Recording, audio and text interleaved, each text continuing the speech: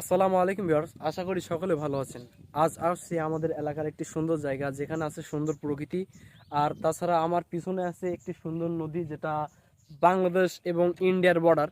তো সেই সাথে আমাদের পাশে আছে আমাদের বন্ধু, এখানে আছে আলামিন, ইমন আর সাব্বির। তো তাদের কাছ থেকে আমি একটু জানতে চাই যে এইখানে আছে যে সুন্দর জায়গা, তো এই সুন্দর জায়গার পাশাপাশি তারা এইখানে কি কখনো আসছে কিনা। তো তাদের কাছ থেকে একটু জানতে চাই যে তোমাদের এই জায়গায় এসে কেমন লাগলো। তো যদি তুমি একটু প্রথমে বলতে। জায়গাটা অনেক সুন্দর। এখানে এসে কখনোই খারাপ লাগার কথা না। আমি যতবার এসেছি আমারও অনেক ভালো লেগেছে।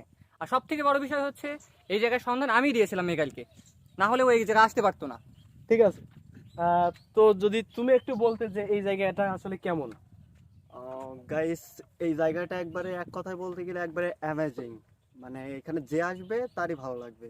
কিন্তু একটা বড় ব্যাপার হলো, এদের যে ফোন দিয়ে ডাকছে সেটা হলো আমি। আমি এদের না ডাকলে এরা কেউ কিন্তু আসতো না। তোরা কি বললি? কি বললি? তুই ডাকিস মানে? তুই খোঁজ দিস মানে? আচ্ছা, আমি যদি মোটরসাইকেলে না আসতাম, তোরা জীবনে আসতে পারতিস? আমি যদি ফোন না পেতাম তাহলে কি আসতো? আমি সন্ধান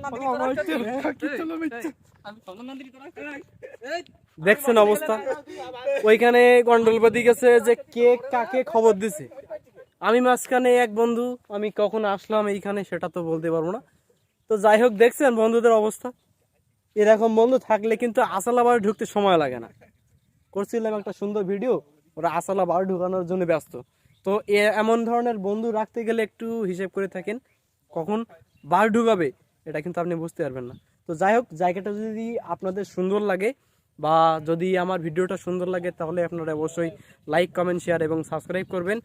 তো আমাদের বন্ধুদের জন্য আপনাদের একটু সাবস্ক্রাইব করবেন।